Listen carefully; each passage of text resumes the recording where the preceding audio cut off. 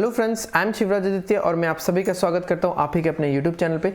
आज के सेशन में हम लोग देखने वाले हैं indeterminacy and stability of structure जो चैप्टर चल रहा है उसका पार्ट नंबर 8। पार्ट नंबर 8 में हम लोग अपने डिस्कशन को आगे बढ़ाएंगे। हमने कहाँ तक देख लिया था कि इंडिटर्मिनेसी दो तरीके का होता है और बेसिकली हम लोग अपना डिस्कशन स्टैटिक इंडिटर्मिनेसी में ही आगे बढ़ाएंगे। काइनेमेटिक तो अभी भी बहुत दूर है, ठीक है। तो आगे बढ़ाते हैं। तो अब स्टैटिक इंडिटर्मिनेसी में दो पहलू हैं, ठीक है। तो जानते हैं उन दोनों पहलुओं को। ये है हमारा पार्ट 8, ओके। तो पहला है एक्सटर्नल, मैंने लास्ट वीडियो के एंड में बोल दिया था, external static indeterminacy. External static, अच्छा कैमरा कुछ इशू नहीं हो रहा है ना? हाँ आज तो चलो सही है। स्टैटिक इंडिटर्मिनेसी जिसको हम लोग डिनोट करते हैं DSE से, ठीक है। अब ये क्या होता है? It is related to unknown external support reactions, ठीक है। जो एक्सटर्नल सपोर्ट रिएक्शंस होता है उन्हीं को हम लोग बोलते हैं एक्सटर्नल स्टैटिक इंडिटर्मिनेसी, ठीक है। अंडरलाइन कर दिया चलो मैंने। नेक्स्ट क्या है? Internal static indeterminacy. Internal static indeterminacy जिसको हम लोग DSI से सिंबलाइज करते हैं। So it is related to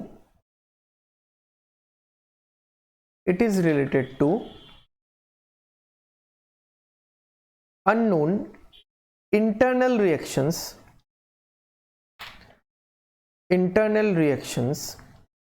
और member forces, ठीक है, और member forces। तो जो DS होता है यानी स्टैटिक इंडिटर्मिनेसी वो होगा DSE प्लस DSI, ठीक है। इसको बॉक्स में डाल देते हैं। Static indeterminacy will be equal to external static indeterminacy and internal static indeterminacy, okay. तो इसमें हम लोग दो मेथड्स जानेंगे हम लोग स्टैटिक इंडिटर्मिनेसी को कैलकुलेट करने का। पहला मेथड होगा डायरेक्टली हम लोग DS कैलकुलेट करेंगे, डायरेक्ट एस्टिमेशन ऑफ DS। दूसरा मेथड है फाइंडिंग, दोनों को अलग अलग निकालेंगे फिर जोड़ देंगे। Finding DSE and DSI individually,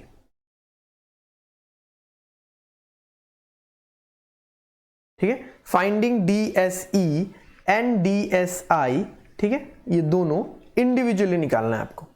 got it? चलो अब एक छोटा सा डेफिनेशन देख लेते हैं, ठीक है। उसके ऊपर बेस हम बहुत सारी चीजें समझने वाले हैं, इसलिए स्टैटिकली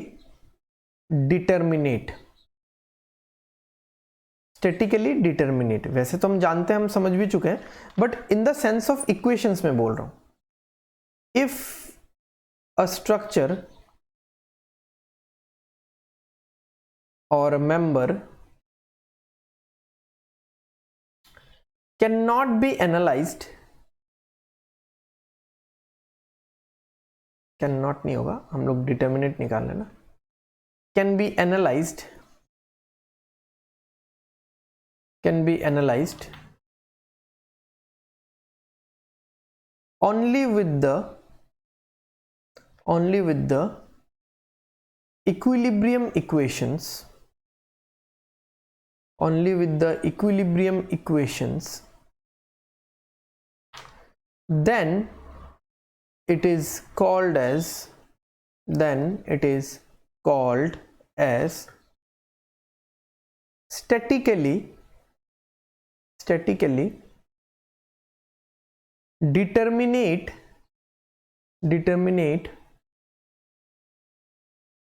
structure, ठीक है। इतना समझ में आ गया। अब इक्विलिब्रियम इक्वेशंस क्या क्या है, ठीक है।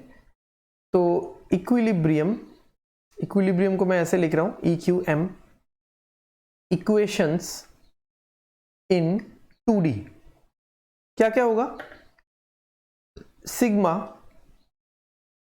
सिग्मा fx इक्वल्स टू 0 या rx इक्वल्स टू 0, ठीक है। सिग्मा fy इक्वल्स टू 0 या ry equals to 0। Sigma mz equals to 0, mz equals to 0, ठीक है। सो 3 इक्वेशंस इन 2D, समझ में आ रहा है? 3 इक्वेशंस इन 2D, ओके। अभी अगर हम लोग लिखते हैं इक्विलिब्रियम इक्वेशंस इन 3D, क्या होगा? Sigma fx equals to 0, sigma fy equals to 0, sigma fz equals to 0, और क्या क्या है? Sigma mx equals to 0, sigma my equals to 0, sigma mz equals to 0, ठीक है। सो 6 इक्वेशंस रादर, है ना, 6 इक्वेशंस इन 3D। अब एक इंपॉर्टेंट नोट है, ऑलरेडी आप लोग समझ चुके हो, फिर भी मैं ये चीज बताना चाहता हूं, इफ अ स्ट्रक्चर और member cannot be analyzed using the above equilibrium equations, then it is statically indeterminate,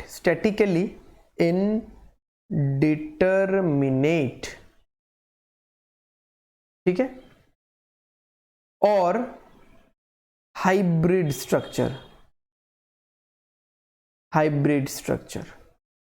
और रिडंडेंट स्ट्रक्चर,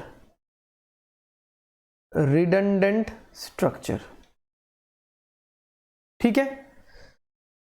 आ गया समझ में? ओके, सो आज के लिए हम लोग इतना ही रखते हैं, ठीक है। अब नेक्स्ट सेशन में हम लोग समझेंगे कि हम लोग को एनालाइज कैसे करना है। Basically will be deriving the formulas, हम लोग पूरा एकदम एनालिसिस में घुस जाएंगे, ठीक है, डीप एनालिसिस में हम लोग घुस जाएंगे।